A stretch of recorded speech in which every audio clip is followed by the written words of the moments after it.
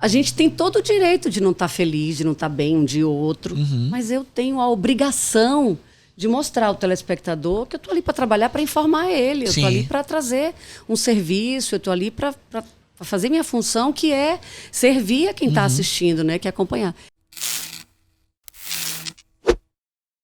Hello, hello web, tudo azul por aí? Estamos começando mais um episódio do Aperte o Play Trajetórias.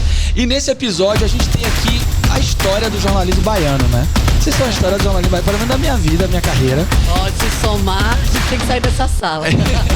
Olha, as vozes de vocês, quando vocês chegaram lá fora, me deram uma noção de presença, uma noção de história, uma coisa assim, de um aconchego. Eu me lembro dos ao vivos que vocês entravam, das grandes histórias e acontecimentos da Bahia. Então, gente, se preparem que tá incrível esse episódio. A gente vai contar muitas histórias de uma profissão que tá hoje no cerne do mundo, né? Jornalismo hoje tá sendo talvez a profissão mais comentada, que tá passando por profundas transformações. Eu vou pedir pra vocês se apresentarem pra gente, que eu acho que esse é o melhor caminho, viu? Estamos aqui com Adriana Oliveira e Andréa Silva. Agora eu não errei, né? Agora eu não errei. Na primeira vez eu falei os nomes trocados. Que gafe, gente, que gafe. E aí, me contem um pouquinho. São 27 anos de carreira? Quem começa, Adri? Você ou eu? Começa, Adri. Isso, nós temos 27 anos. Eu comecei na Aratu e na mesma época a Andréa estava começando na TV Itapuã. É aqui, né? Vindo do interior. Eu posso confessar pra vocês que quando vocês foram convidadas pra mim, eu fiquei nervoso. Sério? Eu fiquei nervoso. Por quê, gente? Porque assim, eu me lembro que vários momentos históricos da cidade, do estado, vocês estavam lá ao vivo contando essas histórias. Essas histórias fazem parte do nosso imaginário, assim, né? De momentos históricos que a gente viveu. Eu até dei uma pesquisada, assim, de... Estudou sobre André e Adriana? Foi? Eu estudei um pouquinho, né? Mas assim, eu quero ouvir de vocês. Então me conte, lá na TV Aratu, e aí como foi essa trajetória? Isso, e aí a gente se conheceu, né? Já nessa época, a gente tem até fotos que eu tenho que procurar dessa época. De coberturas, né? Juntas. E a gente já tinha essa afinidade, mesmo estando em emissoras diferentes. Tanto que, assim, algumas coisas na carreira dela naquela época me marcaram. A gente encontrava na rua e dizia, pô, que massa. Então, assim, foi muito bom. Vocês torciam uma pela outra? Sempre. Isso. Olha, que legal. A gente tinha isso desde o início. E tanto quando ela... Eu acho que foi, assim, o primeiro ao vivo dela que teve um grande destaque, um grande peso, que era o que se falava na cidade, um sequestro que teve no Macatu. Vila Laura, Um sequestro? Foi. Uma família, um sequestro longo, né? Foi um sequestro que durou, acho que, se não me engano, 5 dias, uma semana. Sim. E a cobertura foi muito intensa, de todos nós. Eu estava lá. Isso. Ele estava também pela Aratu. Eu estava também pela Aratu, só que a Aratu, na época, não tinha transmissão ao vivo. E a Andréia entrava muito ao vivo. E era ao vivo de ficar horas. Sério? Lembra Boris Casoy, que estava no auge de Boris Casoy? Ela entrava em Boris Casoy. Então, assim, aquilo para quem está começando e você ver um colega que você tem afinidade, que você... Então, assim, era muito isso da torcida. Sim. E logo depois ela foi para a TV Bahia. Então, eu fui para a TV Itapuã. Então, sempre assim, uma estava ligada no que estava acontecendo, no movimento com a outra. E a gente foi se reencontrar na TV Bahia. Ela já tinha, acho que uns 4 anos lá. Mais ou menos isso, uns 4 anos lá, quando depois eu fui para lá. E aí, assim... E eu me lembro quando você veja que as coisas quando tem que... Essas coincidências na carreira da gente, na vida, né? Minha e de Adriana, assim... ela saindo da Aratu e indo para a TV Itapuã, que foi uma casa que eu também passei, né? Eu saí da TV Itapuã e indo para a TV Bahia, a TV Bahia é uma emissora grande, assim, sempre foi a grande busca, né, de nós jornalistas, por ser uma emissora grande, por ser uma emissora de maior porte, né? Retransmitir a Rede Globo, tudo isso sempre foi alvo, assim, de muito interesse dos jornalistas. E eu cheguei um pouco antes de Dri, logo depois ela chegou. E assim, e aí as coisas, a gente lembrando do que acontecia entre nós, tá? Eu não esqueço, Adri, da sua primeira matéria. Nossa. Ela chegou assim, eu estava trabalhando de tarde, eu trabalhava 1 da tarde. E a Adriana chegou e nosso chefe era Fernando, lembra? Lembro, Fernando Bonde. E aí eu estava na redação terminando de escrever um texto junto com o editor e tal, e Fernando entrou na redação, perto de fechamento de jornal, por volta de 4h30 da tarde, para falar com o nosso editor-chefe, que era Guidali. Sim. Aí Fernando falou, botou a matéria dela, eu quero hoje a matéria a sua. Eu falei, pô, aí Guidali falou assim, é a matéria da Adriana que está chegando. Eu falei, pô, que massa, vai entrar, Guidali? Ele vai estrear hoje. Uau. E entrou a matéria. Claro, você levou o assunto, eu não me lembro exatamente o assunto. Mas assim, me lembro. Não lembra? Me marcou essa coisa assim da empolgação do chefe, né? De querer que a matéria dela já estreasse naquele momento, de mostrar que foi uma aposta bem feita, que foi certo trazer ela pra gente. E isso foi bacana. E uma pergunta pra vocês, por que jornalismo? Porque assim, vejam, a gente conversa com muitas pessoas e hoje as possibilidades de carreira são tão variadas, tão diferentes. E eu quero falar depois um pouquinho sobre essa profissão, mas como foi esse processo de escolha? E ainda mais um jornalismo que eu acho que tem uma adrenalina de fazer ao vivo, né? Tem. É muito bom. Deixa eu falar primeiro, depois Dri continua. Porque assim, eu venho do interior, né? Então, minha história... Eu entrei no jornalismo antes da faculdade, na verdade. Eu era estudante de letras lá em Itabuna. E precisava trabalhar, estava doida para trabalhar. Na fase assim, já começando a minha fase adulta, né? Ali por volta dos 19, 20 anos. E eu tinha uma amiga, uma colega de faculdade, que dividia apartamento com a apresentadora do jornal local lá da TV Cabralha. O acaso operando nas nossas gente, vidas. mas assim, as coisas quando tem que ser, né? Não tem jeito. E aí eu desabafava muito com ela, Martinha, pô, tô precisando tanto trabalhar e tal. Ela, Dea, eu vou falar com Jéssica era apresentadora. Quem sabe você não consegue alguma coisa lá e tal. Marta, eu não sei nem o que é uma televisão, não sei nem para onde vai. Um trabalho de televisão, acho que não vai dar certo. Ela, não, pô, mas você pode entrar lá em estágio, alguma coisa. E deu certo. Marta falou sobre minha pessoa para Jéssica, que era apresentadora, outra maravilhosa, que hoje está em Brasília, inclusive, fez uma carreira brilhante, está em Brasília, é editora numa TV lá em Brasília. E aí, Jéssica conseguiu me puxar para lá, eu fui inicialmente no período de estágio, eu era auxiliar da produção, eu ficava observando, acompanhando, aprendendo. Desse aprendizado na produção, eu fui me interessando pela reportagem, eu achava massa aquela coisa de ver o repórter se arrumando, pegando o microfone, entrando na redação, qual é a pauta e tal, aquela coisa, sabe assim, de, pô, esse cara deve ser de uma inteligência. Esse cara deve ser de uma inteligência, esse cara deve ser tão querido na rua e as pessoas conhecem, sabem quem é ele, passa por ele, cumprimenta, Paulo, fulano e tal. Na época era Paulo, Eduardo também era repórter nosso lá na época.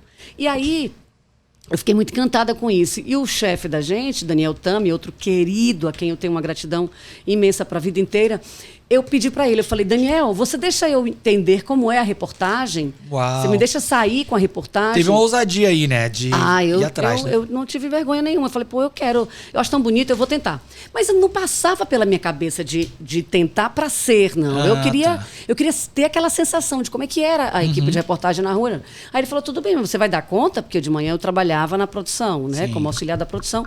De tarde eu ia ter que sair com a equipe de reportagem, de noite tinha faculdade. Eu falei, não, Daniel, eu vou, nem que seja assim, 2, 3 vezes na semana. E comecei a sair com a equipe.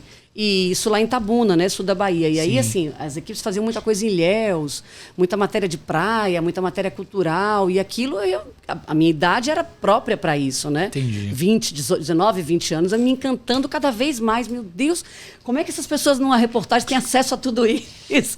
Vai para um teatro, entra, acompanha o espetáculo, ainda entrevista o artista, tá no melhor lugar ali da plateia, porque tem que filmar, porque tem que estar vendo tudo. Eu falei, isso aqui é demais. Tem uma coisa que eu gosto de trazer e falar sobre carreira, que é essa conexão com o que eu chamo de play. O play é uma assim, na verdade a gente faz uma tradução que não é tão boa, porque o brincar, ele tá muito circunscrito à vida infantil, né? E o play, na verdade o play pode ser brincar, atuar, jogar, é estar na arena. De certa forma a sua história me conecta com isso, né? Você descobriu um play ali. Era um lugar onde você via coisas acontecendo e aquilo te instigou a estar mais lá, né?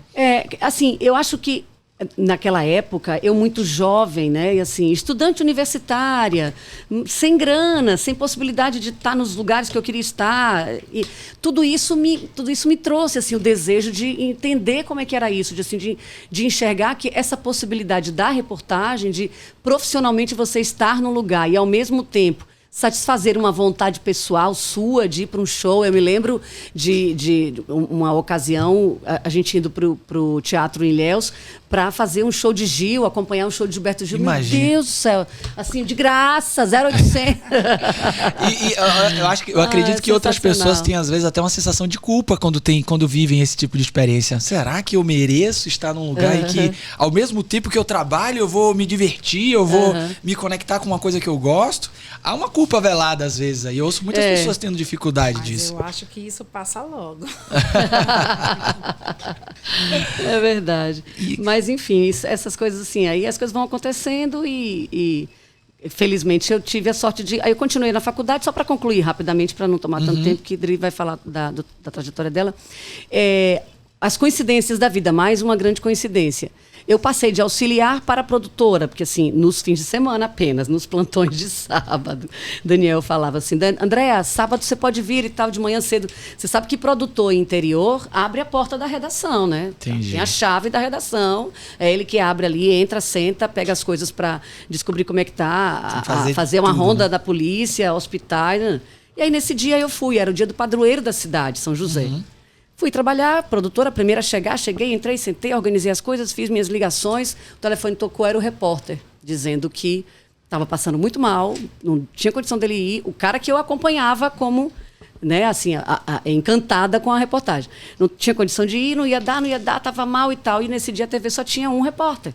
Era interior, é interior, gente. Interior, isso, eu estou falando de 93, 94, não tinha duas equipes, era um feriado para pagar hora extra, não tinha.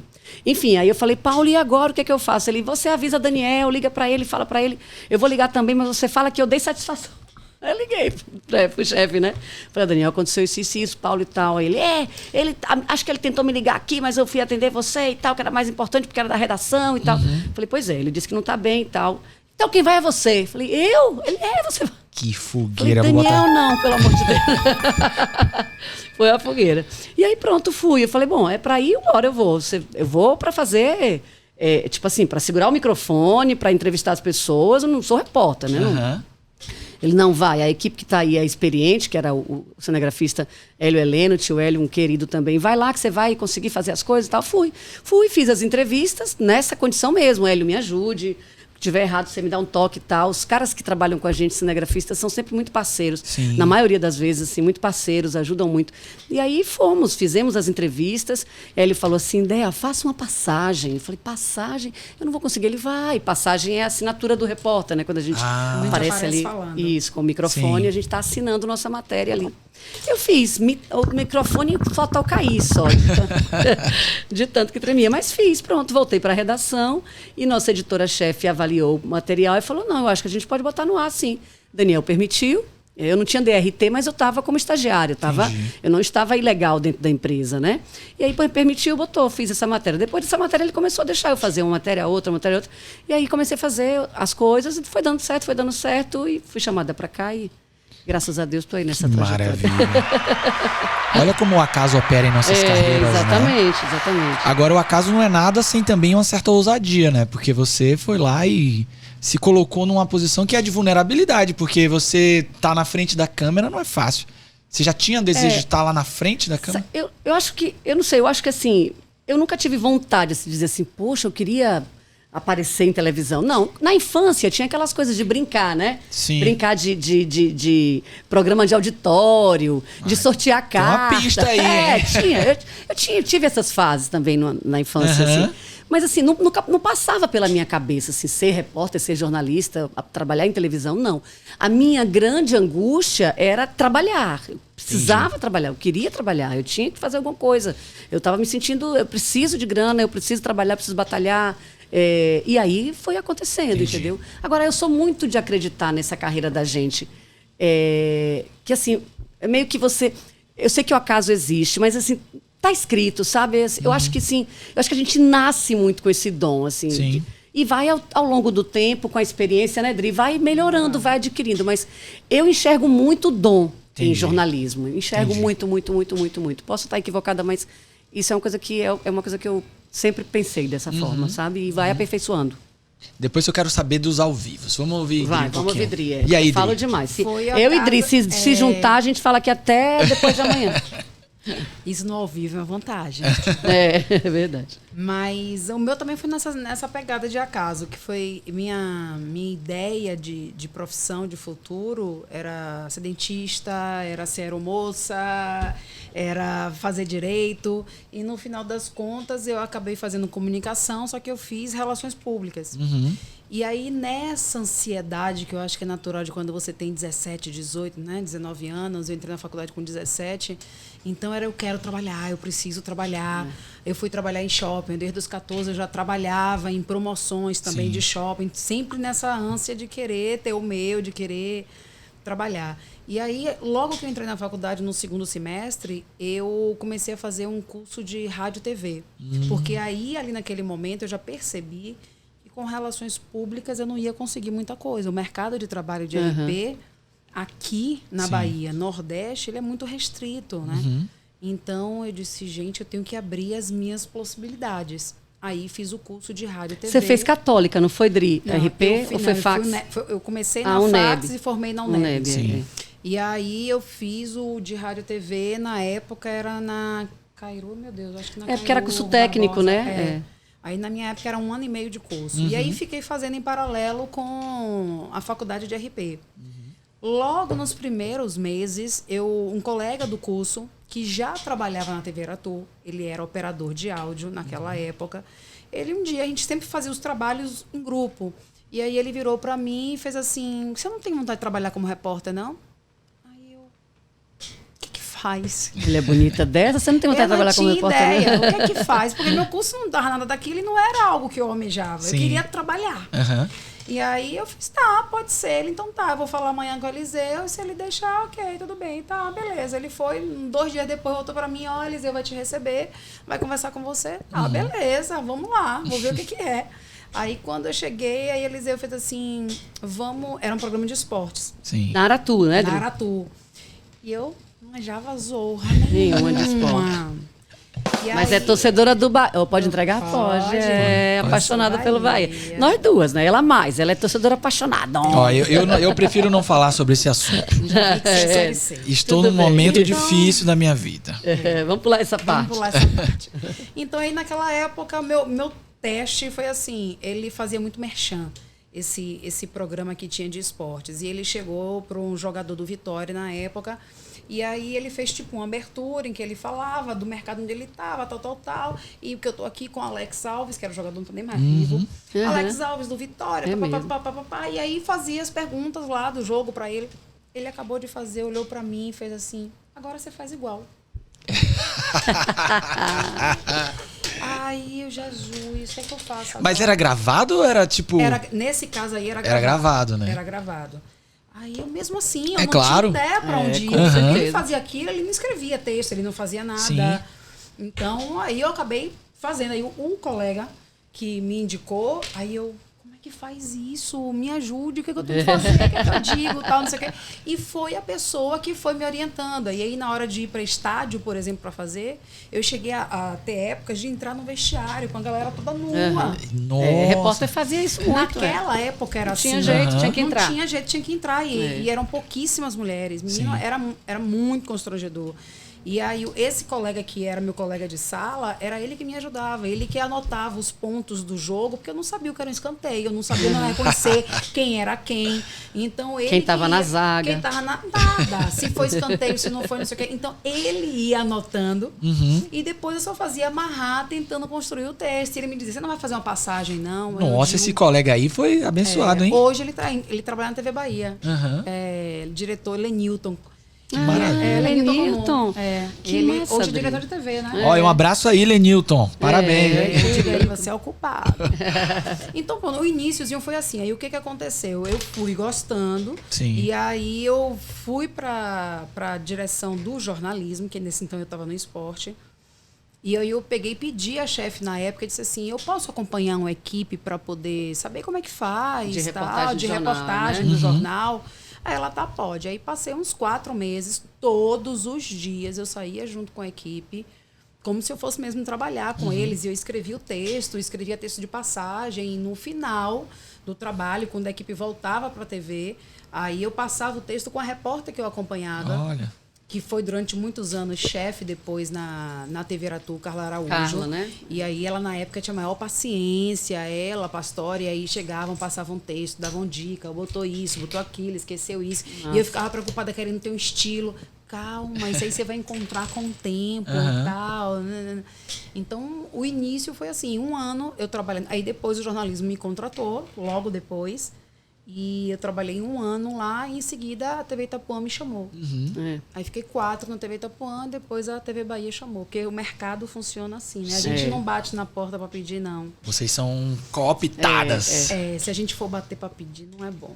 É verdade, Entendi. é verdade. Não é bom. É, porque a gente tem essas questões de valorização, né? De reconhecimento do nosso trabalho. Aham. E a gente, graças a Deus, eu e Dri, a gente sempre teve a sorte de estar no lugar e ser vista por outras emissoras e querer ser, né, e ser objeto de desejo de outras emissoras. Isso é muito bom, né? E vem cá, uma dúvida.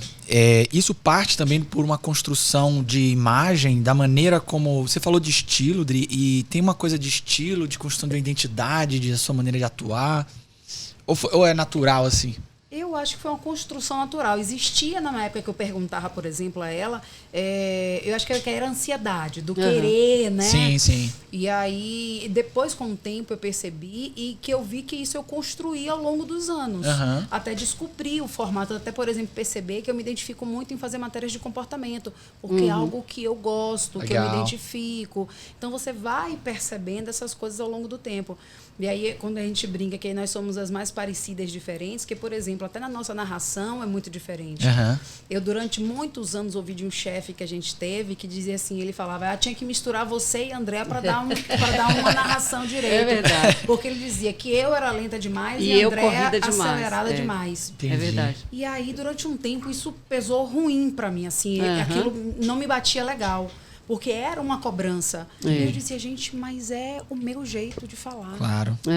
É a minha personalidade. Eu sou assim. Então, eu não vou conseguir ser diferente. É diferente de você imprimir um estilo no texto. Entendi. Entende? Entendo. Então, hoje eu respeito muito isso e percebo. E você diminuiu um pouco só essa coisa de que as pessoas chamavam, que nosso chefe chamava de lentidão. E assim, mas manteve a característica e manteve o afeto. Assim, as pessoas continuam enxergando em você essa calmaria, essa coisa assim, né, de leveza. Isso que foi bacana. E como é essa fantasia social que gira em torno do jornalista, né? Porque, por exemplo, eu não conheço tanto dos bastidores dessa profissão. E pra gente que tá de fora, há uma fantasia do tipo de glamour, de estar do outro lado da tela, mas tem muito hard work, muito trabalho, Tem né? muita ralação. Muita ralação, né? Muita exposição, estar em lugares que devem ser difíceis, viver cenas e ver cenas muito duras, né? Com certeza. Assim, a cada dia mais o jornalismo exige da gente uma neutralidade e, ao mesmo tempo, uma isenção e, ao mesmo tempo, uma verdade de estar vivendo aquele fato ali, para que você transmita as coisas com verdade, né? Entendi. É aquela discussão velha de imparcialidade, né? Assim, ser imparcial no jornalismo, existe imparcialidade, claro, mas até um determinado momento, porque assim, você traz ali a sua vivência, você traz ali a sua sensação naqueles eventos, naquela determinada situação. E glamour zero, gente. Zero. É só impressão que as pessoas têm. Porque a gente, assim, trabalha em televisão, a gente é cobrada de estar com visual bacana. Eu sou relaxadíssima para isso. Bem maquiada, cabelo bem arrumado e tal. Eu já sou mais largadona. Dri é mais organizada para isso e tal. Então, isso dá a impressão de que, pô, essas meninas, como é bonita, como anda arrumada. Cada dia tem que estar com uma roupa diferente, porque senão o povo fala, pô, essa menina só usa essa blusa. Tem esses detalhes, entendeu? Mas tudo isso... Tem gente que repara nos detalhes, né? Todos os detalhes. Mas tudo isso, essa questão do glamour, passa apenas por essa característica de você estar no vídeo, de você estar na televisão e as pessoas esperarem de você, né, um visual bacana, que é importante também, claro. Eu falo que eu sou relaxada, mas eu sei que é importante. As pessoas querem ver alguém né, ali direitinho, organizadinho, etc e tal. Mas não tem zero de glamour, de achar que a gente só anda nos melhores lugares, que a gente anda nos melhores carros, que a gente anda de buzu, a gente anda a pé, a gente está no carro de reportagem com os meninos da cooperativa, sim. A gente está na padaria tomando café, a gente como qualquer outro. Sim, sim. Mas as pessoas até hoje estranham. E a gente, eu e Dri, sobretudo, a gente desmistifica muito isso. Não, que nada, né? Por aí não e tal. Porque não dá para viver. Pela nossa postura, isso. de chegar na padaria, comer, conversar, brincar, agir normalmente. Como cidadã normal, que a gente é. Pô. Claro. Então, eu acho que isso faz com que as pessoas quebrem um pouquinho esse distanciamento, que eu acho que é justamente porque te vê lá na televisão, então parece algo distante, inacessível. E quando vê, né, de perto, pô, pensei que era assim, pensei que era assado, tal. As duas têm uma história grande de experiência no ao vivo, né? Eu tive uma experiência em televisão ao vivo que me marcou profundamente e eu criei uma admiração assim surreal, porque eu fui convidado para acho que é Bom Dia Bahia, uma coisa assim, aquele programa da manhã, que ele ia começar ao vivo e eu tava sentado, tinha feito um briefing rápido e de repente começou. E quando começou, eu não entendia nada. Foi numa velocidade de raciocínio, os âncoras lendo e falando, e corta pra isso, corta pra aquilo, e de repente deu um intervalo. Eu não entendia nada. Eu demorei uns 5 minutos pra cair no chão, na terra, e entender o que estava passando. Né? São habilidades que vocês vão desenvolvendo com o tempo, de estar ao vivo, e a margem de erro é muito curta, porque você tá ali, tá de frente pras pessoas. Como é que desenvolve isso? Como foi vocês no ao vivo? A gente gosta do lado de cá de ver também as gafes do ao vivo, né? As tretas que acontecem. Que, tô ao vivo, não tô, como é? Eu acho que hoje é muito mais fácil de fazer do que quando a gente começou lá atrás. Você lembra do seu primeiro vivo, Dri? Não. Lembra, não? Andréa Não lembro, não. Tô castigando sua memória, né? Mas você lembra, Andréa? Você lembra, pelo visto. Eu lembro. Meu primeiro vivo foi uma coisa assim, bem complicada, assim. Eu estava na TV Itapuã e foi carnaval, carnaval. E aí nosso chefe falou assim, tal pessoa em tal lugar e tal, preciso que você fique lá na Praça Castro Alves. A minha sorte é que foi Praça Castro Alves, que era um lugar que não era tão, assim, já com tanto movimento. Exatamente. E aí eu fui e coincidiu, foi uma coisa que eu nunca esqueço, me arrepiava naquele momento, que na hora que eu entrei ao vivo para o Jornal da Noite, das 7, jornal local, não foi jornal a nível nacional. Depois teve a nível nacional, mas eu não entrei, eu fiquei fora do time, só meu câmera que estava comigo que fez as imagens.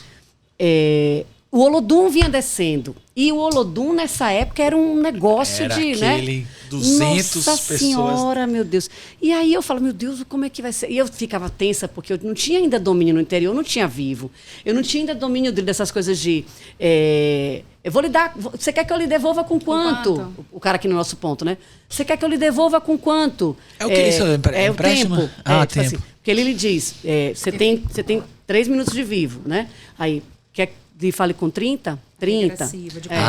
Então pra acabar. Meu Deus. Exatamente. Você tem que estar ligado então também no que tá rolando aqui, né? A gente é mais light pra isso, assim. Veja aí. Não, fala só devolve. Eu falo. Eu prefiro também. Eu que também. Me diga eu não só, gosto que fique nesse. 10 segundos, devolve. Então só me diga devolve, porque eu sei que eu tenho que. Entendi. Até porque às vezes me confunde. Outro dia eu tava pensando nisso, Dri. Daniel, nosso colega. 1 minuto, Dea. Eu falo, peraí, 1 minuto que eu tô falando? Porque o cara fala assim, você vai ter um vivo de 4 minutos, massa.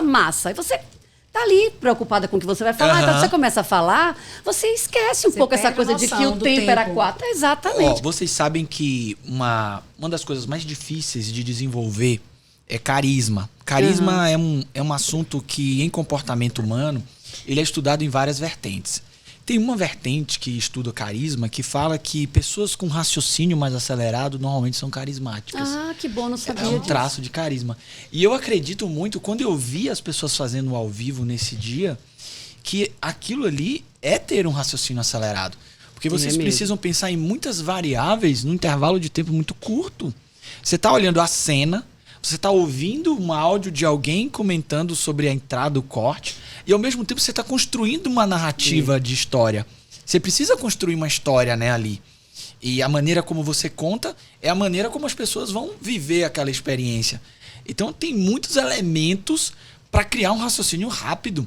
Tem. Eu acho que é um trabalho Esse assim. aqui tem vezes 2 pessoas falando com a gente. Tem o entrevistado que você está ali, que você também tem que ouvir, e tudo isso que está ao redor, em volta, que você está aí colocando. Uhum. É. No dia que eu fui fazer, foi no Jornal da Manhã. Foi Jornal da Manhã. Tá. Foi lá na Rede Bahia. Mas foi lá na emissora? Foi na emissora. Ah, então você foi convidado da bancada do jornal, né? Eu Foi tava, era entrevistado tipo, na bancada. fale com um especialista. E aí eu tava lá sentado. Ah, tá. Aí ia ter um jornalista que ia estar ao vivo dentro de um ônibus, entrevistando pessoas. E ia fazer uma pergunta para mim ao vivo. Qual foi o assunto, você lembra? Não? Era alguma coisa sobre carreira, emprego. E aí, olha o que aconteceu. Eles já tinham feito um briefing com uma pessoa dentro do ônibus. Sim. E a pessoa entraria ao vivo para me fazer a pergunta. Quando começou o programa, que cortou para a pessoa, e agora você vai perguntar para o especialista que está lá no estúdio. A pessoa travou, a pessoa fez... Aí eu fiz assim, ó. Olha, eu acho que o que ela quis dizer foi... Aí você saiu muito bem. Aí emendei. Aí emendei uma resposta de uma pergunta que não existiu. Ah, mas é isso. Ao vivo, assim, pra gente, eu e Dri, a gente tem muito gosto por ao vivo, porque ao vivo também tem aquela coisa de você entrou ao vivo ali, deu conta do seu recado, massa, terminou. Assim. A missão de dever cumprido vem mais rápido, né? Sim. Diferente de você ir fazer uma reportagem, você tem que escrever, você tem que ir atrás das entrevistas, né? Demora um pouco mais para você ter essa sensação de missão cumprida, sabe? E vocês têm dimensão que, por exemplo, muito da história da cidade dos últimos 20 anos teve uma contribuição sendo contada por vocês? Porque, de certa forma, vocês no ao vivo estavam contando o que ocorria na cidade, no estado.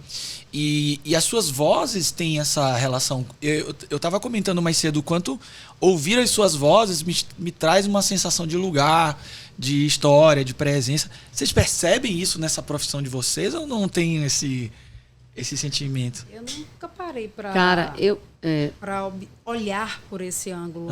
Não, porque para mim tá tão na minha rotina, tá tão... Sim. Sabe, é tão comum aquilo. Quando eu estava falando na sua pergunta anterior, que eu disse assim, no passado era mais difícil, hoje é mais fácil fazer ao vivo. Eu digo o seguinte, porque existia antes uma rigidez maior de que a gente não podia errar. Exatamente. As coisas eram mais cronometradas. A gente não podia mão, não podia isso, não podia aquilo. Então tinha um monte não podia. Sim. Hoje a gente tem muito mais liberdade em vários aspectos. De tempo, de usar termos coloquiais, de poder pegar nas pessoas, liberdade de andar, de mostrar, sabe? Isso antes não tinha. Sim. Liberdade no vestir, liberdade de passar a mão no cabelo. Antes não, era como se a gente fosse um robozinho que não podia ter sabe? Uma coisinha assim fora do lugar. E hoje não, se a gente erra, se tropeça, a gente fala no ar, quase cair aqui e tal. Exatamente. Né? E isso torna muito mais fácil. E torna a gente mais humana, né? Sim. De verdade. Humanizou o processo, né? Humanizou o processo, ficou muito mais fácil. E uma dúvida que eu sempre tive, assim... Mais fácil nesse sentido. Vocês têm... possivelmente vocês cobriram coisas muito difíceis também, né? Sim, sim. E como é que vocês lidam com a carga emocional do trabalho? Vocês podem contar alguns casos, assim, de coberturas que vocês fizeram, que são emblemáticas? Vários, né, assim? Dri? Deixa eu dar só um toque aqui. Dri falou, mas de forma modesta, porque a gente colabora muito, sim, eu acho, Adri, assim. Dri, quantos vivos você fez, assim, que trouxeram as coisas, assim, de prender as pessoas em casa. Das tantas tragédias que a gente já fez, tantas que você já fez. A Adriana tem uns vivos que a Adriana faz, que eu já falei pra ela isso. Falei, Dri, eu fico besta. Eu tenho uma memória, eu preciso escrever o que eu vou falar, né, e ficar com o papel aqui na mão. É meu amuleto da sorte. Dri decora com uma facilidade, assim, botou na cabeça porque minha memória é auditiva. Então, se você contar algo pra mim, eu reproduzo com a maior fidelidade do que se eu estiver lendo. Que maravilha, e eu aí, queria ter essa habilidade. Aí vem ela nesses vivos, dessas operações. Aquele que você fez foi super marcante. Aqui na porta da Petrobras, aquele negócio da Petrobras, que você ficou ali... No Bahia Meio-Dia, o Bahia Meio-Dia quase que toda hora a Adriana entrava atualizando os fatos de coisas foi uma operação de quando teve apreensão. Você lembra disso? Foi aqui a Petrobras, aqui no Itaigá. Pois é. E isso marca, porque assim, ela trouxe ali tudo que a gente queria, os elementos todos que as pessoas queriam saber e tal. E foi a notícia do dia, aquele foi o fato do dia. Então, eu acho que isso é importante sim. Mas, Adriana, quando a gente fala assim, tá no nosso automático mesmo. E a gente acaba não... Mas é porque ela é modesta também, viu? Também são... Não, é porque eu tô falando assim, enquanto eu estou fazendo, ou eu não paro para pensar. Por exemplo, eu comecei a ter uma percepção do quanto eu posso ajudar as pessoas, eu acho que de uns 5, estourando 10 anos para cá. Né? Entendi. Eu não tinha essa noção. Então, eu comecei a me dar conta disso e isso eu faço e me dá um prazer enorme, independente se está no ar ou não. Entendi. Eu usava, vamos dizer, esse poder apenas no momento que eu estava ali no ar. Na matéria, naquele envolvimento ali. E hoje não, esse se transformou num recurso que eu percebi que eu posso fazer isso, sabe, o tempo todo, independente daquilo. Contato com alguma fonte que pode ajudar, que pode dar alguma informação importante para quem está precisando. Olha que legal. Isso é fundamental. Então, isso eu só me dei conta, para você ver, imagina, eu tenho 27 anos de atividade, só vim me dar conta de uns 5, 10 anos para cá. Do quanto eu pedi uma regulação, chegar assim, tal, não sei o que, me envolver naquilo... A coisa funciona mesmo. E eu acho que isso é fruto exatamente disso, do envolvimento. Assim, de uns anos para cá, o jornalismo se envolve mais, né? A gente é gente como qualquer outra, então a gente tem a possibilidade de contar as histórias de forma mais humana, mais real. E isso aproximou mais e isso faz com que a gente tenha mais essa visão de que pode ajudar. Tem um quadro que é aquele dos desaparecidos. O Desaparecidos é um quadro fortíssimo na televisão. Eu tenho super...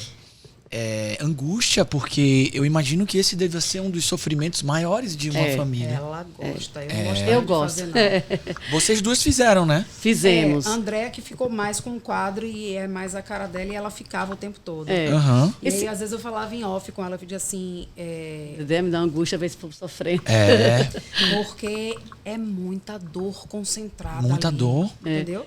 Eu sei, eu tenho noção da importância daquele serviço, daquela utilidade. E chegava ali, eu tentava contribuir, ouvindo, acolhendo e tal, mas é muito pesado. A gente sai de lá meio baqueado mesmo.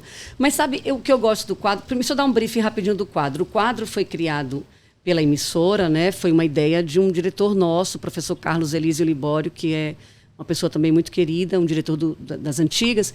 E quando o Libório criou o quadro, trouxe a ideia do quadro, quem apresentava era Casimiro, né? Nosso colega Casé, que hoje é da TV Aratu, exatamente. Quando o Casé saiu, eu comecei a fazer, mas assim, todos nós fazemos. Eu fiz mais por uma questão de coincidência, etc. Tal. Fiquei fazendo muito. Mas assim, eu gosto do quadro porque eu acho que essa coisa assim, de falar com as pessoas, assim, pertinho ali, olho no olho, dessa coisa do sofrimento e tal. E é exatamente isso que a gente estava falando aqui, da aproximação. É um quadro que você tem aproximação com as pessoas. Entendi. Você não tem formalidade, você não tem burocracia, você tem ali uma pessoa, uma história, por mais que seja uma história de dor, né, mas que pode ser contada ali em praça pública e assim, a gente... E eu tenho uma coisa que eu gosto, eu gosto de ficar conversando nos bastidores. Desaparecidos, assim, a gente sempre chega um pouco mais cedo, né? Os vivos a gente chega 11 horas, 11h20, 11 e pouca, né? E agora que o jornal tem um horário diferente. E antes a gente chegava na Praça da Piedade, o quê? Perto de 11, por aí, né? E o programa começava às 12, 10 para as 12, 5 para as 12. E eu ficava ali conversando com aquele povo, assim, sabe? Meio que... psicóloga sem ser, ouvindo mesmo. Sim. Se conectando com as histórias. Né? Assim, Loura, ainda hoje falei com ela, que é Josenilda, que é uma pessoa que montou uma ONG, tem uma história sofrida da filha que foi morta por aquele maníaco lá, o Corumbá, ela foi para a Chapada Diamantina, exatamente. Aí Loura montou uma ONG, aí a gente sentava ali, Loura, como é que você está ajudando essas pessoas, como é que é e tal. E aí chegava uma pessoa, ouvia, contava uma história, e eu me envolvo com a história, eu fico imaginando a reportagem que eu fiz, inclusive que entrou hoje, de uma mãe que a menina hoje está com 30 anos, há mais de 20 anos, perdeu a menina sumiu, a menina de 10 anos de idade, estava na casa dos avós, saiu da casa dos avós, lá no Garibaldi, lá no Garcia, para ir para casa de uma amiga, brincou com uma amiga, era um domingo de carnaval. Falou para a amiga, vou para casa. Nessa volta para casa, desapareceu. A menina tinha 10 anos. Você lembra dela, né, Adri? Você fez matérias com ela também. Aliciane, o nome da menina. Nessa volta para casa, ela sumiu. E essa menina até hoje está desaparecida. Essa menina tinha 10 anos, hoje estaria com 30 anos, 20, né? Exatamente. Nossa. E a gente voltou aqui agora à casa da mãe dela, porque tem um projeto de um rapaz aí, um jornalista, que está rodando o Brasil com a Kombi para falar sobre questões de cidadania e tal. E aí a gente fez matéria com ele e eu sugeri, vamos lá na casa dela, você vai gostar de conhecê-la e tal. E assim, ela, a pessoa forte demais, ela sabe, ela guarda a farda da menina, a farda escolar. Meu Deus. Ela guarda as fotografias, ela guarda as páginas de jornal da época que a história foi contada. Ela e o esposo, e conta e fala com a mesma esperança que ela dizia pra gente na praça, de que um dia essa menina vai voltar e tal. Eu não tenho estrutura pra um negócio desse, não. É triste, mas eu fico assim, mas meu Deus, como será? Eu fico meio que viajando assim. Eu também me projeto muito assim no outro. Então eu imagino que esse deva ser um dos piores sofrimentos. Porque o desaparecimento é a eterna esperança, né? De que eu posso ver em algum lugar, ver ali na esquina, ver ali na rua. Você não fecha, né? Não fecha. É muito triste. Eu lembro daquele caso do lutador também, que a irmã sumiu, né? Eu não sei se acharam. Né? Do Rio, Vitor né? Belfort. Vitor Belfort, E então assim, não acharam, né? E eu fico muito impactado. Outros casos assim de vocês assim que tiveram grande repercussão que vocês cobriram? Alguns que me marcaram. O primeiro foi fazer uma rebelião. Assim, foi a primeira sensação que eu lembro de medo. Na Lemos Brito? Na Lemos Brito. E aí foi um episódio em que a gente teve acesso a uma área em que eles estavam rebelados e a gente passava por um corredor que tinha que passar encolhido para poder ter acesso à parte de cima e de cima conseguir filmar e ver onde eles estavam. Mas a sensação era muito ruim, porque quando a gente passava por esse corredorzinho, você passava todo envergado e parecia que aqueles caras estavam ali dentro, porque eles batiam nas paredes. Sabe? A sensação era tipo assim, ele vai me pegar aqui agora. Então ali deu muito, muito medo. Foi a primeira vez que eu senti medo fazendo matéria. Um outro episódio, que eu acho que foram mais esses dois, que eu senti medo foi numa operação na Avenida Peixe, na Liberdade. Que também tem muitos anos. E a polícia inteira estava lá e tal. E num determinado momento eles entraram numa casa que imaginavam que tinha gente lá, droga, gente escondida. E eu fiquei do lado de fora da casa porque ela estava cheio de equipes, imprensa, fazendo imagem e tal. Eu fiz, vou guardar aqui. Só que nesse vou aguardar aqui, nessas vielazinhas, um policial avistou na esquina assim, do beco o bandido, começou a troca de tiros e eu fiquei lesa, parada, estatalada no meio. Nossa. Eu não dei um passo, nem para frente, nem para trás, não sabia fazer do lugar. Se fosse para receber, tinha... Então, foi um episódio que eu tive medo. Que eu lembro, assim, de medo foram esses dois. E um outro que, assim, situações que envolvem criança, principalmente depois que eu me tornei mãe, mexe. Eu tô grávido agora, já tô assim, já... se prepare para muitas mexidas. O garoto Joel, que foi morto no Nordeste de Amaralina, você lembra? Lembro. Eu fui a primeira equipe chegar lá e quando a gente chegou... filho do capoeirista, né? Filho do capoeirista. E aí, quando a gente chegou, a mãe, minutos depois, porque ele estava na casa do pai e a mãe morava em outro lugar perto. E aí, logo minutos depois, ela chegou. Eu fiquei assim, aquela reação, você via a dor naquela mulher, mas ela tinha uma fé tão grande, e ela falava do filho de uma forma, e da fé, mas ao mesmo tempo você via o sofrimento, mas tem aquela coisa do gritado, tal, eu disse, meu Deus do céu, que mulher é essa? Sabe assim, você ficar... E você querendo ser forte, você querendo... Aí um mês depois, que a gente foi fazer uma caminhada, que era de um mês da morte dele e tal... Foi que eu tive coragem de me aproximar dela e conversar com ela. Nossa. E dizer assim, poxa, sabe... E você estava ao vivo? Você continue forte. Não, era matéria. Ah. Era matéria. E aí foi que eu tive coragem de chegar para ela assim, me aproximar e dizer assim, sabe, que Deus continue te dando essa força de você continuar. Porque você para mim é um exemplo. Como é que você consegue? Nossa. E aí, ó, essa fala de Adriana, uma fala dessa...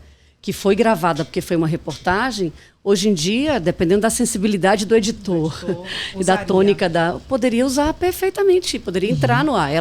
Certamente ela fez isso. Naquela época, não. Certamente ela fez isso nos bastidores, depois que gravou e tal. E assim, a solidariedade de mãe para mãe, né? Mas hoje nada impede que entre, nada impede. Então a história ela é contada também com várias etapas, né? Tem vocês e tem o corte da história, então essa história ela vai sendo trabalhada, né? Começa com a produção, né? Que tem o dever, digamos assim, de descolar as histórias, de saber do que está acontecendo. Olhar, né? E aí vem para a mão da gente uma pauta ou um endereço, um assunto, e aí a gente vai para a rua. E na rua somos nós, repórter, cinegrafista, operador, quando estamos com o operador, para buscar as coisas, os elementos, as imagens para casar com o fato, as entrevistas e escrever. Por isso que rua é tão bacana pra gente, porque rua é autoral, sabe? A gente mesmo que está ali buscando, escrevendo e tal, é escrever a 4 mãos ou às vezes 6, né? Porque o operador de áudio está ali também, é um olho também ali da reportagem. Às vezes, dei aquela coisa ali, você viu aquela mulher falou tal coisa e tal. O cinegrafista também, que tem uma visão, tem a sensibilidade e tal. E aí o que a gente faz vai para a edição. A gente passa o texto com o editor, quando não há tempo de passar, a gente envia, geralmente ele dá uma olhada e fala, grava, e aí a gente grava e vai para a redação, o motoboy pega ou a gente gera, e lá ele vai entrar na ilha de edição e vai separar as imagens, casar a imagem com o texto, né, fazer os cortes que tem que fazer e a finalização. E suas, André? É um trabalho que foram marcantes, assim? Então, assim, eu falo, outro dia eu estava falando, até dei como exemplo uma coisa que a Adriana viveu, que foi numa comunidade que você foi, que os caras, já entra a parte de violência, né, de criminalidade, que pediram para que vocês saíssem, né? Pedir é um jeito civilizado de falar. Assim, mandaram uma mensagem. Exatamente. E explicitamente, sabe? Uma mensagem explícita, assim, exatamente, com arma, etc e tal.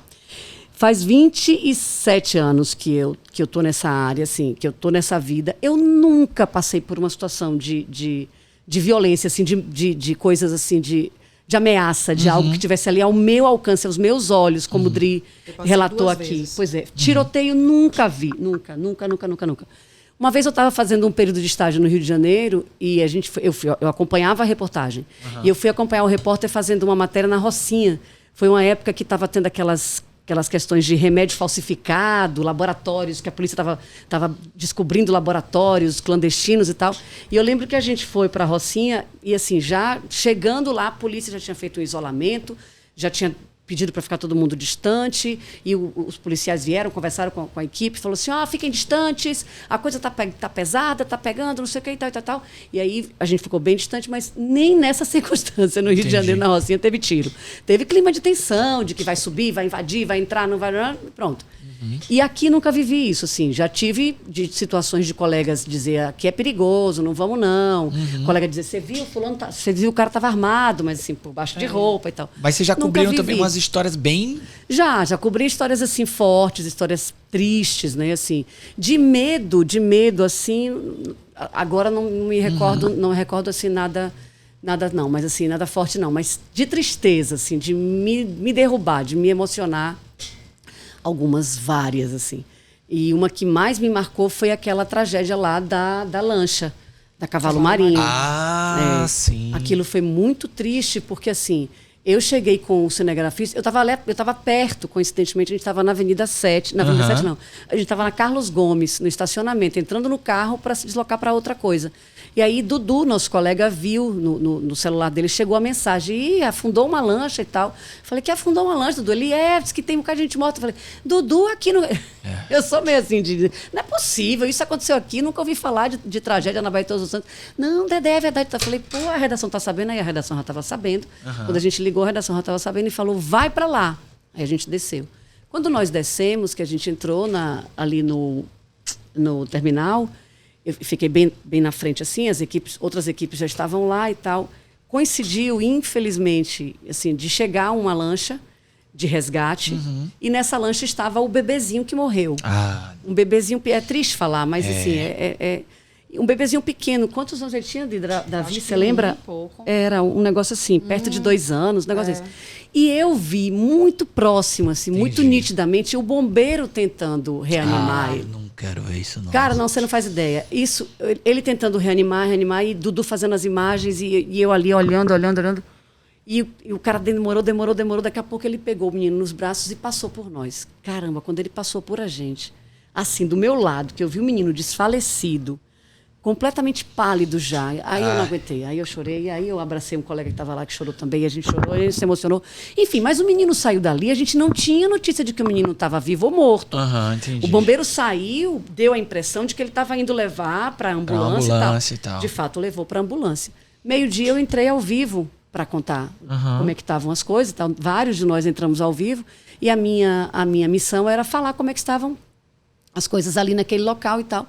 E aí o editor falou no meu ouvido que o menino tinha morrido. Aí eu tive que contar. Aí eu chorei. Esse dia eu chorei, eu não aguentei. Eu contei e a voz embargou e eu fiquei tensa e tal. Aí eu falei, eu queria devolver e tal, devolvi. E assim, eu não aguentei segurar. Sim, foi claro. Mas muito forte, porque eu lembrei, a gente é mãe, a gente... Ave Maria, isso é impensável um negócio desse. Depois, como o Dri também, na história do menino, do filho do capoeirista, eu me encontrei com essa mãe, tive a sorte de dar um abraço nela, conversamos e tal. Fizemos algumas matérias depois e ela sofrendo muito. Então, esse foi um episódio que me marcou. O episódio de Lagedinho também, que foi numa chuva, no dia de Nossa Senhora da Conceição da Praia, inclusive. Que eu estava fazendo a matéria de Nossa Senhora da Conceição da Praia, no nosso plantãozinho light, bonitinho, de sempre, de domingo de manhã. Ali na porta da igreja, fazendo a missa, chegou a notícia de que Lagedinho, lá na região da Chapada Diamantina, estava desabando por conta de uma chuva que caiu de madrugada. Foi um deslizamento, né?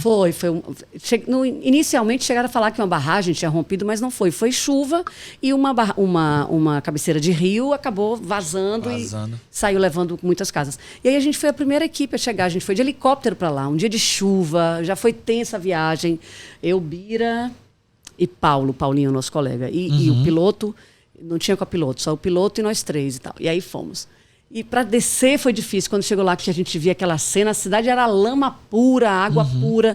E o piloto, gente, onde é que eu vou descer? Procurar um espaço para descer. E aí ele achou uma parte mais alta da cidade, que tinha um campo de futebol que estava sendo usado para recolher algumas coisas das pessoas que ainda dava para salvar e tal. Aí ele falou, acho que vou tentar descer aqui. E aí, Bira, você vai ter que dar um sinal, alguma coisa, porque tinha gente ao redor e tal, para não ter nenhum risco. Descemos ali, aí dali a gente engatou na matéria para fazer, e eu ouvia relatos... Eu vi um relato de um pai, logo de cara, de um pai que disse, minha senhora, minha filha está desaparecida. Ela ligou para mim, meu pai, me salve. A menina foi dormir na casa da avó.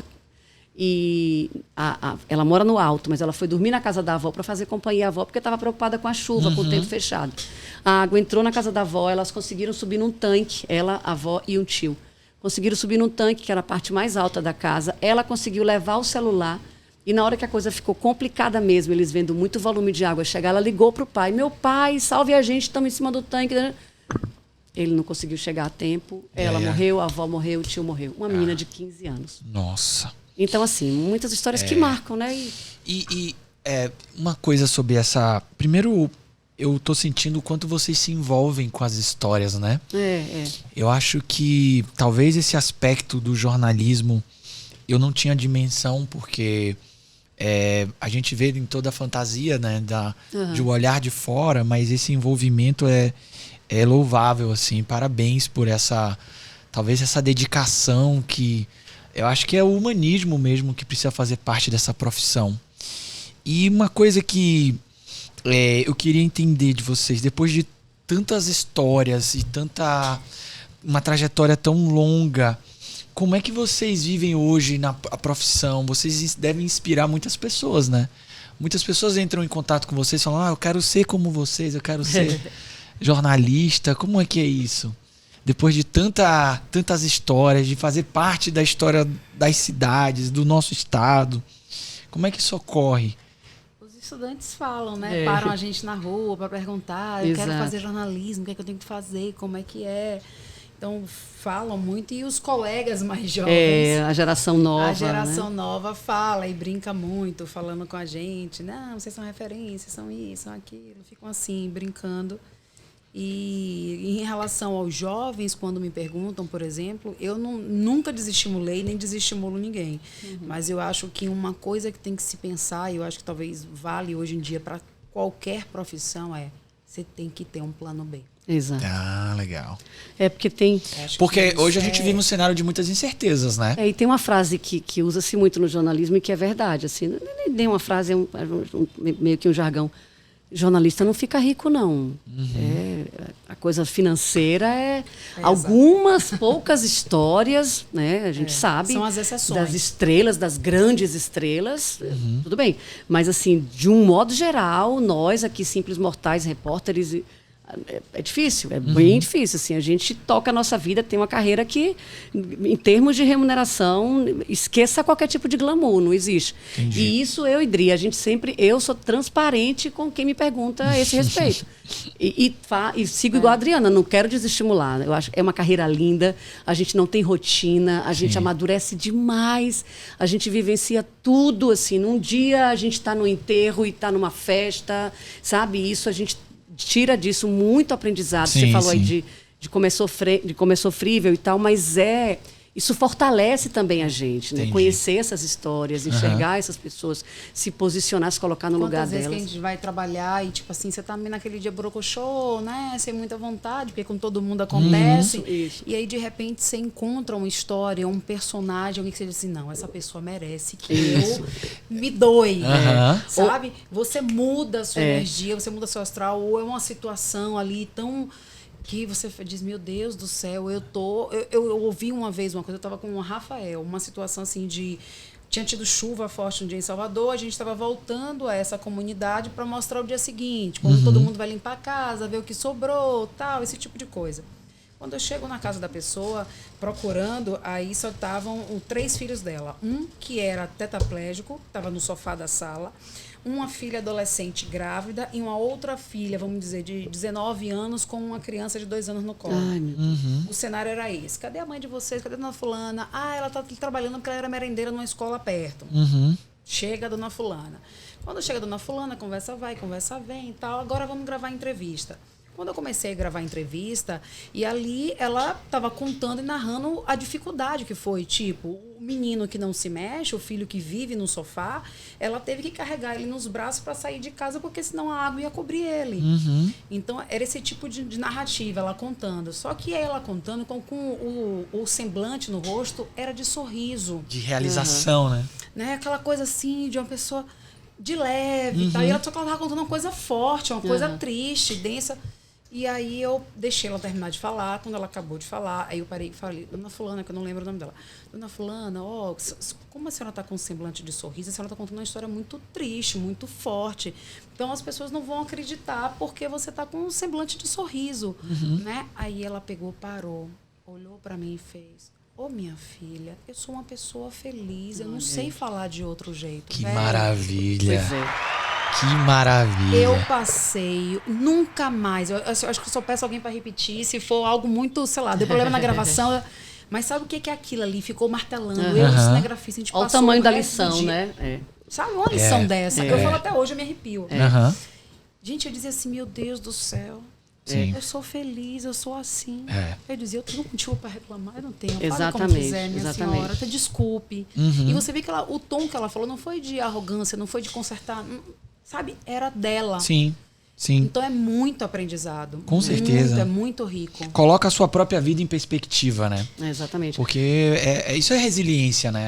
A gente vive num país cujas adversidades, as pessoas, a alternativa de viver é a resiliência, porque são muitas adversidades, né? E são muitas pessoas resilientes, são muitas pessoas que sabem dar a volta por cima. Isso a gente vê aí dia a dia, inúmeras. Só voltando nessa questão aí do incentivo, né, de referência e tal, a gente fica feliz, claro, as pessoas comentam, os colegas falam e assim, é um orgulho pra gente, claro que é, saber que a gente trilhou uma carreira, né, em que as pessoas enxergam, em que as pessoas se inspiram, em que as pessoas, Dedé, eu quero chegar lá na frente como você, Adri, eu quero ser igual a você, com esse dinamismo, com esse vivo, com essa capacidade de memorizar e tal, com essas matérias lindas e tal.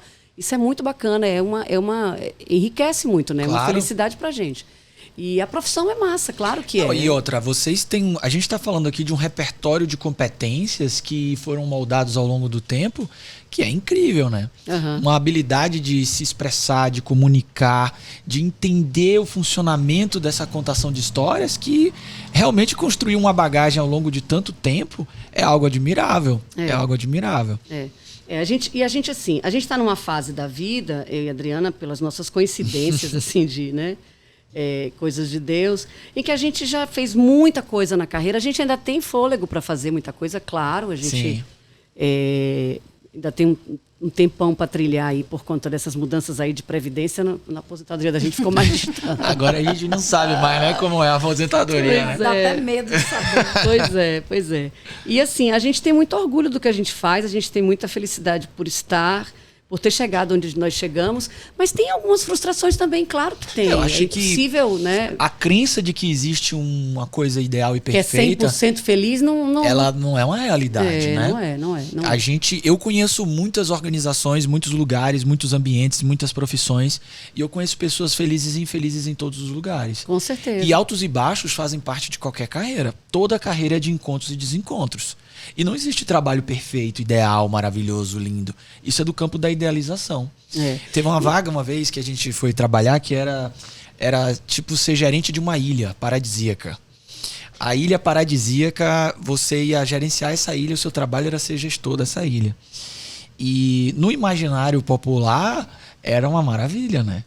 Mas na realidade vão ter vários aspectos do trabalho que alguns te conectam e muitos te desconectam. E que fazem parte da agenda. E que é assim para todo mundo. E aí, caindo um pouco nessa coisa do campo da resiliência, é uma coisa que o jornalismo exige muito da gente. A gente tem todo o direito de não estar feliz, de não estar bem um dia ou outro. Mas eu tenho a obrigação de mostrar ao telespectador que eu estou ali para trabalhar, para informar ele. Eu estou ali para trazer um serviço, eu estou ali para fazer minha função, que é servir a quem está assistindo, né? Que é acompanhar. E isso serve também de lição. Estou chateada hoje, estou triste, estou baixa astral, estou cansada e tal. Mas vou fazer. Vou fazer. E faço. Agora, tem um lado disso que vai ficando guardado, né, Dri? Sobretudo nós duas, assim. A gente vai guardando. Não sabemos até onde a gente vai. Eu penso sobre isso, sabia? Que deve ser uma das atividades mais duras nesse aspecto. Eu fico imaginando, por exemplo... esses programas de final de semana que são ao vivo sempre. Vai ter um final de semana que a pessoa teve uma perda, que era aniversário de alguém e que há o nascimento de alguém na família, mas ele tem que estar lá. Uma vez eu faço treinamentos, né? E eu tive um treinamento no dia que a minha avó tava assim, a gente tava hospitalizada, não tava bem mal, assim. E foi um dia... E as pessoas me veem assim como essa pessoa que leva alegria, que leva leveza. E eu tinha que estar bem, mas eu não estava bem. Pois é. Aí eu tenho que resgatar um profissionalismo. E naquele período ali, não deixar a peteca cair. Imagina o quão difícil deve ser. E ao mesmo tempo você tá usando um termo feio, se violentando. Não é bem assim violentando, mas assim... Você não se permite estar ali como você quer, como você está se sentindo. Você não tem, entre aspas, o direito de estar ali. Sim. E fica essa feridinha fica ali guardada. Entendi. E aí vão formando essas feridas e tal, mas a gente vai tocando a vida, né? É isso. E são escolhas também, né? Exatamente. São escolhas. Eu acho que tem sempre as duas medidas aí. Vão ter os louros, os ganhos e as dores. O que ocorre muitas vezes é que as pessoas não têm essa dimensão das dores. Ou só desejam os louros dos processos, né? Mas todo o processo de escolhas vai trazer essa dualidade. Não tem jeito, toda a carreira. Eu acho que a nova geração, é que eu falo com ela, se espera muito esses louros e quer colher isso numa urgência que talvez a gente tenha tido até paciência demais. Mas eu acho que a gente vem de uma outra geração que a gente sabe que tem etapas, que tem uma caminhada. Né? Do mesmo jeito que você entrar na faculdade, você vai estagiar, depois do estágio, que você vai ter uma chance de ser contratado. Então você sabe que você vai galgando aquilo ali, você vai trilhando.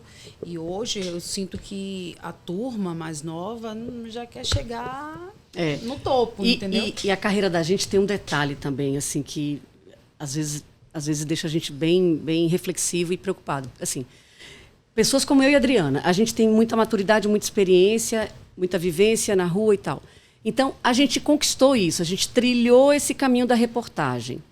Hoje, a gente conquistou isso de uma forma que é importante, assim, a nossa credibilidade, o que as pessoas esperam da gente, o que as pessoas recebem da gente e esperam da gente, fazem com que a gente tenha alguns empecilhos para crescer, para mudar de atividade. O fato é verdadeiro e é isso mesmo, assim, sabe? O chefe não vai... Qualquer chefe vai dizer assim, pô, mas eu preciso de Adriana na rua fazendo essas reportagens que ela faz. Poesias lindas que ela faz e que são poesias verdadeiras, contando a história da vida real. Eu preciso de Adriana naquele vivo maravilhoso que ela faz. Eu preciso de André fazendo aquele vivo ali com desaparecidos. Preciso de André ali dentro do buzu entrevistando aquelas pessoas e tal. Então, André vai ficar ali na rua, vai continuar ali na rua. E a gente vai... Sabe qual é o nome que eu dou para isso? Eu digo que nós somos traídas pela competência. Exatamente. A competência barrou por aí a gente mesmo. Ó, vocês trouxeram dois temas assim que são muito importantes para mim, para meu entendimento sobre como as coisas funcionam. Uma é a questão geracional, assim.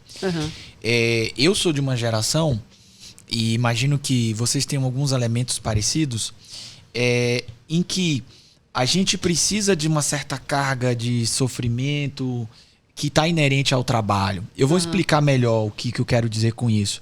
Mas eu quero dizer que essa geração atual, ela fez uma ruptura para isso. Muitas vezes, eles falam e pensam, olha, eu não preciso passar por determinadas cargas para chegar onde eu quero. E isso é dúbio muitas vezes. Ao mesmo tempo nos ajuda a redesenhar o que é trabalhar e muitas vezes cria esse desafio de perceber uma aceleração. Mas, de certa forma, a gente está tendo muitos ganhos hoje. Eu circulo por muitas organizações que, graças a esse movimento, têm colocado na agenda questões que antes não existiam. Como, por exemplo, eu conheço pessoas da minha família que falavam, olha, quando eu me aposentar, eu vou aproveitar a vida. E a gente tem uma geração que quer aproveitar a vida agora. Não quer esperar para aproveitar a vida num pensamento que lá atrás a indústria, de certa forma, moldou o nosso pensamento de trajetória. Que eu vou estudar, trabalhar, me aposentar e aproveitar. Hoje esse paradigma vou estudar para sempre, vou trabalhar onde eu estiver e vou aproveitar a vida porque a vida urge. Esse paradigma é novo para a minha geração. Porque a minha geração entendia que essas etapas precisavam ser bem estruturadinhas. Que é o nosso caso. A gente comentou aqui de aposentadoria, né? Então eu ouvia pessoas falando para mim, olha, tenha uma casa própria que lhe dá segurança. A aposentadoria vai ser o momento que você vai ser quem você quiser ser, que você vai curtir a vida. E isso a gente se deparou de uma maneira muito dura e cruel, que não é bem assim. Que, na verdade, a gente tem que viver um pouco mais esse agora, aproveitar o agora. Então, eu acho que essa dualidade geracional ela é muito importante para todos os lados entenderem. Um lado, se responsabilizar pelas consequências dessas escolhas, porque elas também trazem consequência. Se eu quero viver a vida como uma festa, existem ressacas, não é assim? Do outro lado, a gente tem uma geração que colocou uma carga, muitas vezes, que não necessariamente precisava estar lá. Que é essa carga de, olha, só vou curtir quando a hora chegar. Sim. Por que não agora? Por que não mais leveza? Isso trouxe, de certa forma, um pouco desse humanismo que vocês comentaram. De, olha, vamos redesenhar um pouco nossa estrutura de trabalho para trazer esse jovem para cá, porque no futuro é ele que vai estar gerenciando esse negócio, é ele que vai estar vivendo esse negócio. Então a gente está vivendo um cenário muito interessante de mudar. Eu vejo isso como uma coisa muito positiva até, de um diálogo intrageracional que nos convida a ter muitos olhares. Não, é positivo mesmo, é muito positivo. Assim, a gente está vivendo isso, né, Dri? Lá na TV a gente está com uma geração de repórteres novos, os meninos com muita garra, com muita vontade, que a gente não tem dúvida nenhuma que vão trilhar uma carreira brilhante, uma carreira maravilhosa. Agora, a gente não foi ensinado exatamente. A ter esse pensamento, né? Isso infelizmente, ou sei lá... A gente precisa desaprender algumas coisas, né? Exatamente. Desaprender algumas coisas. Essa estrutura de vida de 3 fases, tinha um psicólogo chamado Edgar Schein, que ele pensava carreiras assim, carreiras como uma escada. que a gente ia subindo as fases da escada e a gente ia se tendo completude nas carreiras. Hoje o entendimento sobre carreira é a não linearidade, que é uma realidade. Você pode amanhã criar um curso e de repente você está oferecendo algo que se constrói como uma nova carreira. Sim. Hoje as possibilidades de mídia, de atuação, de possibilidades, elas transgridem as estruturas formais. Então a gente está num podcast. Eu lembro que eu sou muito curioso, eu amo tecnologia. E como eu tenho essa origem aí anos 80, de ter uma criação, de entender o trabalho como aquele lugar específico, eu comprei uma vez uma impressora 3D, aquelas impressoras que imprimem coisas assim, de plástico e tal. E eu não sabia montar a impressora. Aí eu descobri um canal no YouTube que ensinava a montar. E eu aprendi com esse garoto, era um garoto que tinha cursado engenharia e ele tinha aberto um canal só disso, de montar impressoras. E me veio um pensamento em frações de segundo, na época, que me provou o meu não entendimento desse processo, que eu pensei comigo, olha, ele não trabalha, ele faz impressões e monta impressoras. Porque nós temos uma compreensão construída socialmente sobre trabalho, né? E essa compreensão, ela é culturalizada, a gente passa culturalmente por entender o que é trabalhar. E eu acho que agora a gente vive uma nova era, que nos traz muitas possibilidades, mas também muitas consequências, né? Porque tem uma autorresponsabilidade cruel aí, que é uma coisa do tipo o indivíduo ser aquele que explora a si mesmo. Que agora, se eu posso muitas trilhas, por que não? Isso é bem complexo, né? Agora esse tema seu é massa, assim, sobretudo pra gente dessa geração, assim. Que a gente se pergunta muito, Idri, isso. Assim, pô, será que a gente tá na hora da gente fazer coisas assim diferentes, assim, sem deixar o jornalismo, tá? Uhum. A gente não se vitimiza, não, por ter essas Claro. questões, assim, né? É de toda a profissão, claro. Tem seus momentos, tem suas angústias. Mas será que tá na hora? Vamos pensar em, né, Idri, novas mídias e novas coisas e tal. É provocativo pra gente isso, sabe? E não tem hora, gente, não tem hora. Qualquer hora é a hora. É estar na arena, é estar vulnerável, que é o que vocês sabem fazer pra caramba, né? Uhum. É testar possibilidades. É o que eu brinco de apertar o play, por isso que o nosso programa massa o nome, a gente chama de apertar o play, porque são tantas possibilidades. A certeza é que os erros virão, mas que os erros sirvam de aprendizagem, né? Pra trilha. Experiência vocês têm pra caramba. Massa. Vamos dar uma olhada no Lego de vocês? O que vocês montaram aí? A ideia é a seguinte, ó. Eu já virei tudo que é posição aqui pra tentar entender o que Vamos, a brincadeira é a seguinte. Todo convidado vem aqui e ao longo do nosso papo vocês vão construindo. E a ideia é que vocês depois tentem pensar, a partir dessas trajetórias de vocês, uma história. Eu vou começar com a minha a partir do que vocês contaram, o que eu entendi, como eu consegui representar isso. O meu modelo, vou até mostrar aqui para a câmera, acho que é para de lá, né? O meu modelo aqui, eu fiz um bonequinho dentro de uma plataforma que gira. Quando eu estava ouvindo as histórias de vocês, uma representação que me veio muito forte é de um farol, sabe? Aquelas pessoas que elas servem de referência e mostrar direções. Então acho que vocês são essas antenas para a realidade, para os fatos, e que olha muitas direções. Que legal. E que leva para trilhas que são trilhas não lineares e que podem gerar muitas possibilidades. Assim, vocês são olhares para muitas direções e que geram muitas possibilidades. Vocês foram. Eu pensei agora, tá? A gente é assim com o Lego. Você pensa na hora que você tá vendo o modelo. Mas é flexível, você não sabe? Pensa enquanto tá fazendo, não, né? Não penso antes. Porque eu não pensei, não. Também não. Depois que tá pronto. Entendi. Depois que tá pronto. Então, pra mim, vocês são essas antenas, esses faróis que têm uma flexibilidade de olhar pra muitas direções e trazer muitos caminhos. Que honra, obrigada. Agora vocês, olhem o modelo de vocês aí e... Gente, eu não tenho... Vai, Dri. Dri fez um parquinho lindo, coloridíssimo. Não sei, eu olhando aqui assim, ó, eu vejo que eu tentando reproduzir aqui, agora olhando o que a gente viveu aqui, nós duas, acho que com a fase que a gente tá, eu percebo que eu fiz muito isso. Tá vendo aqui? Sim. Igual, como se a gente tivesse na mesma caminhada, Sim. na mesma sintonia.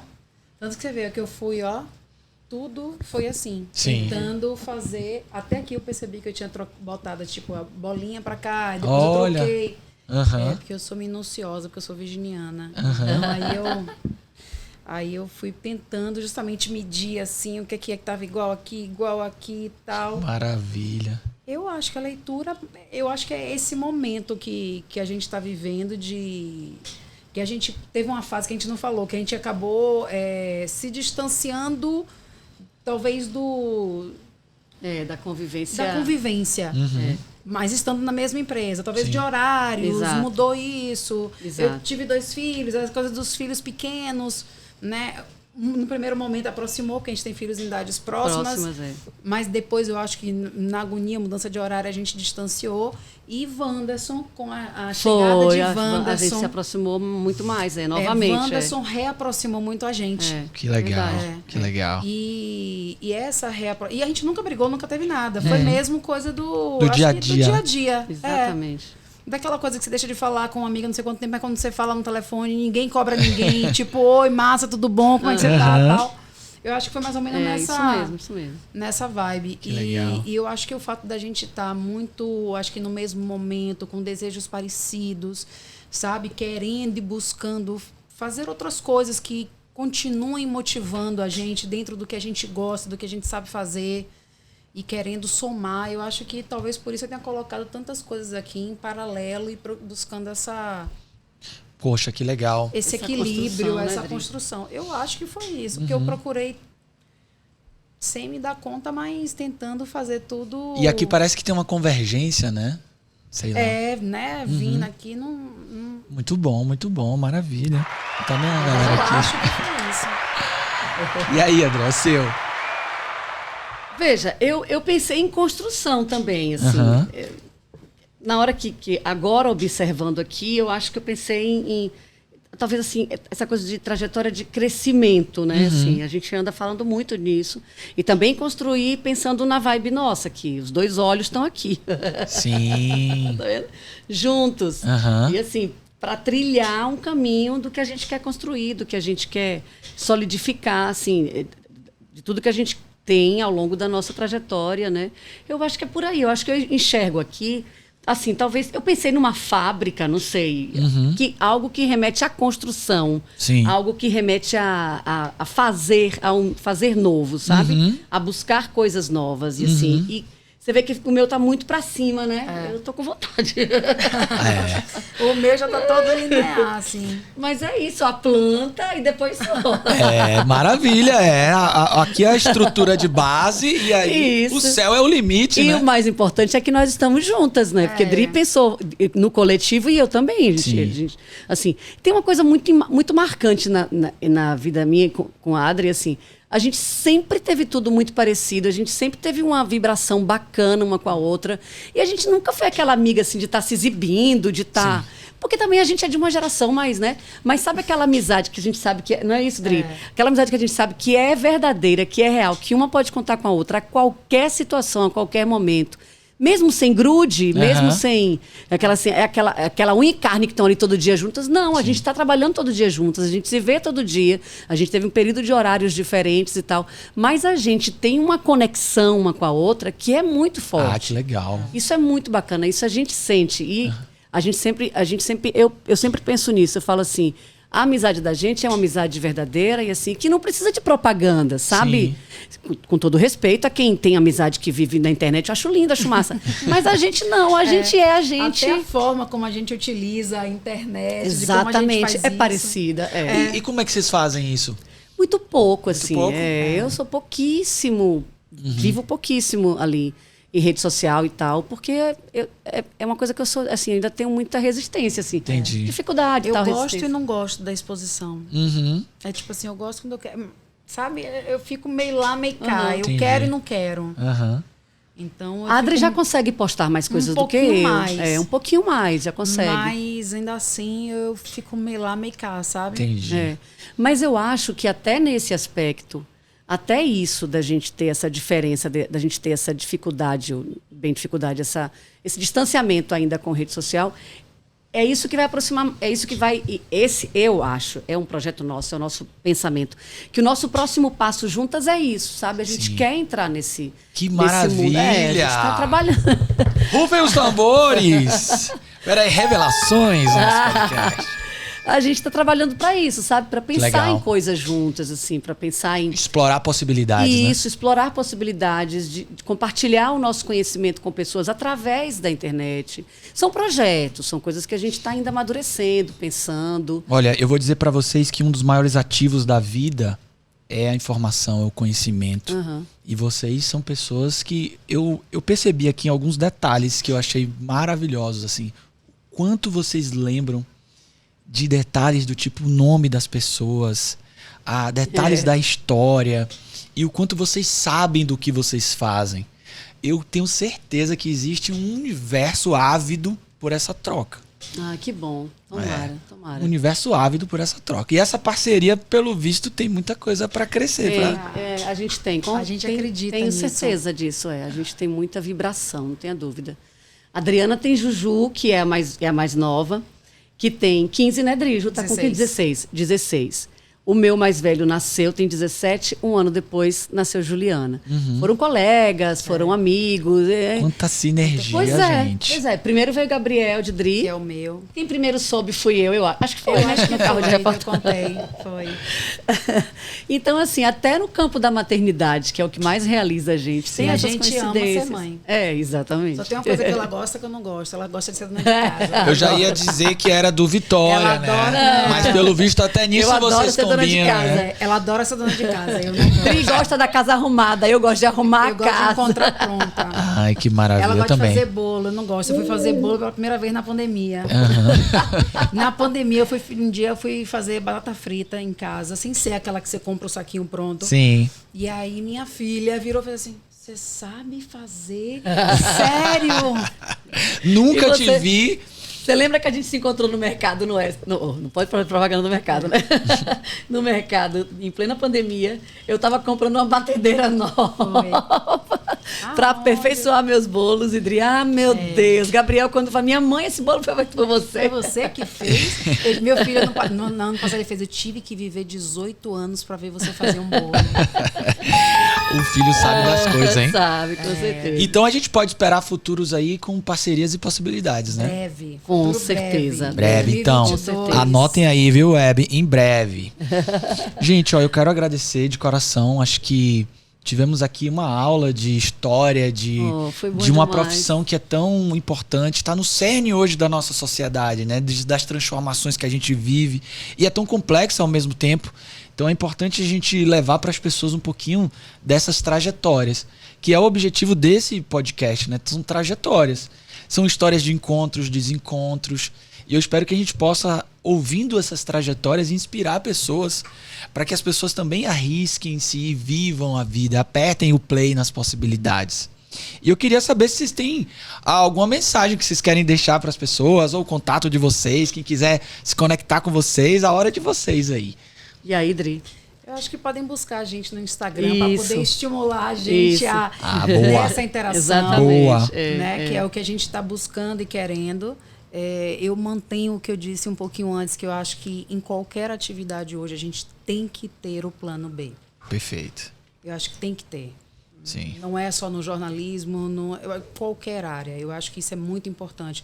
Importante pelo aspecto financeiro e eu acho que para a saúde mental também. Maravilha. Com certeza. Maravilha. Eu queria agradecer, foi muito bacana, assim, foi um papo legal, assim, a gente se sente com você aqui com vontade de falar. E Ficar conversando. E é o falar que é o falar do coração. Isso eu acho tão legal, assim. Sabe quando você está perto de alguém, que acontece muito comigo, Dri, isso. Você tem vontade de conversar, mas não é conversar superficialmente. Sim. Você tem vontade de falar o que está saindo de dentro mesmo. Olha E que eu legal. acho que isso é tudo na vida, né? Assim, e se eu tivesse que deixar uma mensagem, assim, independentemente de agradecer por as pessoas que gostam da gente, que acompanham a gente, que consideram a gente inspiração, agradeço demais, assim, quem acredita no jornalismo, quem quer o jornalismo, aposte, corra atrás, vá mesmo, mantenha seu plano B, como o Dri diz, porque é importantíssimo. Mas eu acho que a mensagem mais importante é essa, assim, encontre na vida pessoas em que você possa confiar, em que você possa dizer, pô, aquela pessoa é minha amiga, não tem propaganda, mas é minha amiga. Aquela pessoa, eu estou preocupada com a Adri, será que tá tudo bem com ela? Adri, tá tudo bem? Você tá assim? Como é que tá? E tá?